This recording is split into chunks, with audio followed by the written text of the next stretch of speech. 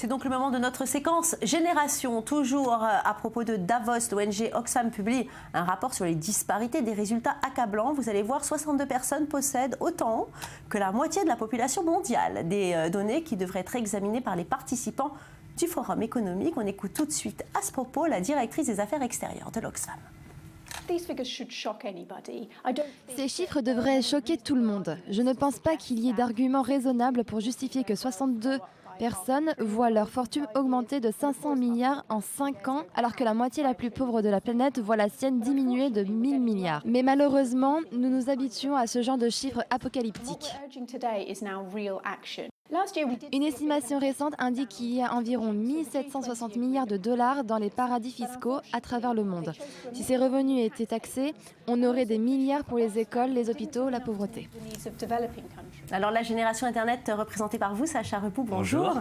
Et la génération Mai 68, avec vous, Maurice Fergan, vous allez être pour ou contre, ensemble, d'accord, pas d'accord, c'est le but en tout cas de cette séquence. On va prendre notre temps, on va voir. Alors dites-moi, quelle réaction, Sacha Repou, vous trouvez que ce sont des chiffres apocalyptiques? Ça vous effraie?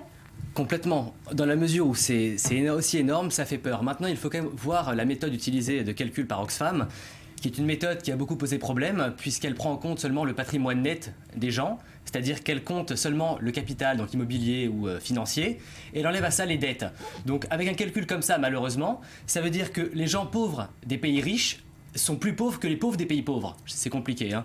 Mais ça veut dire qu'un étudiant d'Harvard, aujourd'hui, qui a pris un prêt pour payer ses études, paraît, d'après ce rapport, plus pauvre qu'un Syrien qui est réfugié, qui lui n'a aucun patrimoine. Donc, pour dire ça un peu plus, on va dire, français, même si tu ne possèdes rien, tu fais déjà partie des 70% les plus riches de la planète, alors que tu n'as aucun actif. Demain, je donne à ma petite nièce une pièce d'1 euro, elle est plus riche que 2 milliards de personnes. Donc ça me pose problème, ces chiffres. Alors qu'est-ce qu'il faudrait faire? À votre avis, comment il faudrait calculer pour que ce soit plus précis, plus correct selon vous? Selon moi, il faudrait prendre en compte à la fois les dettes et les actifs, mais aussi dans le sens où ça va amener derrière. Donc un étudiant d'Harvard qui a pris un prêt pour payer ses études, derrière il va avoir des gains beaucoup plus conséquents qu'un homme qui a un patrimoine nul. Donc il faut prendre en compte les conséquences ultérieures à ces dettes et à ces patrimoines. Qu'est-ce que vous en pensez, vous, Maurice Fergan? Ces données qui sont publiées, ça vous inquiète? Absolument, il faut le rappeler. Vous êtes d'accord aujourd'hui, messieurs? Oui, absolument. En 2015, 62 personnes possèdent autant que la moitié de la population mondiale. Je crois qu'il faut insister là-dessus. Et la tendance à la concentration du patrimoine est constante depuis 2010. Regardez le graphique que je vous ai préparé, vous allez voir, c'est stupéfiant. En 2010, il y avait à peu près 388 personnes qui avaient la moitié du patrimoine mondial. En 2015, 62, ça veut dire qu'on peut se demander qu'est-ce qui va arriver dans 10 ans. Alors, ce qui est encore plus inquiétant, c'est que le patrimoine des 62 premières fortunes a augmenté de plus de 500 milliards de dollars, alors que dans le même temps, le patrimoine de la moitié des plus pauvres de la population mondiale s'est réduit de 1000 milliards de dollars, c'est-à-dire du double. Alors, le problème des chiffres, vous l'avez dit, Sacha a présenté, c'est qu'en fait, ils tiennent compte que du montant total de cette richesse, alors que la richesse réelle a augmenté, et ce qui a permis de faire baisser la part de pauvreté dans le monde. C'est révoltant quand même, hein, cette disparité.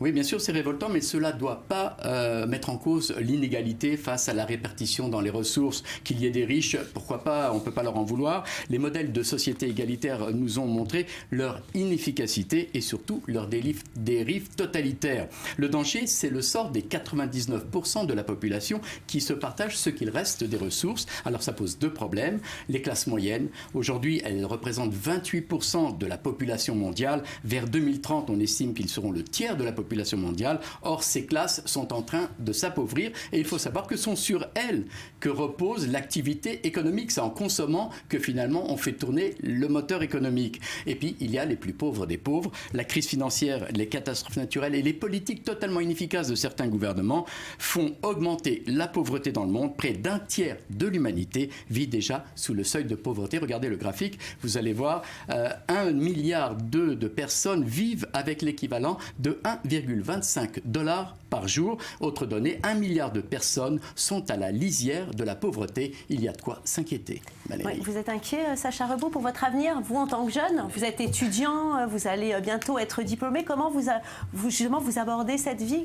Dans quel état d'esprit? C'est très compliqué parce que voilà, aujourd'hui, il faut le dire, en tant qu'étudiant, en tant que jeune, nous faisons partie des 99% cités par le rapport Oxfam.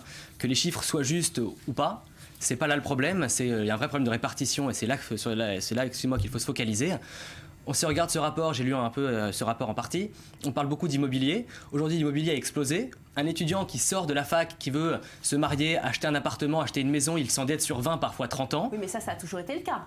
Oui, mais aujourd'hui, en tant qu'étudiant, les salaires sont moins bons. On finit avec une très bonne université, donc un très bon diplôme, et notre salaire est quand même moins bon parce que la consommation a augmenté à cause de l'inflation. Oui. Donc c'est fort compliqué pour nous. C'est le niveau de vie qui a augmenté, vous voulez dire? Tout à fait, c'est le niveau de vie, exactement. Oui. Donc c'est compliqué pour nous parce qu'on se retrouve dans cette situation dans laquelle on a une élévation sociale voulue qu'on ne peut pas avoir puisqu'on ne gagne pas assez de l'autre côté. On s'endette et on ne peut rien faire derrière. Donc c'est très compliqué. Donc c'est très inquiétant pour le futur des jeunes? Pour nous, c'est extrêmement inquiétant parce que si le travail, on ne sait pas comment sera le marché du travail du futur dont il parle à Davos, on ne sait pas ce qui va se passer, puisque peut-être que l'homme sera remplacé par des machines, peut-être que un homme sera remplacé par autre chose, par un plus jeune, donc c'est très compliqué, on ne sait pas. Oui, dans ce contexte, il y a une idée qui se fait jour, c'est celle du revenu universel pour tous les individus de cette planète.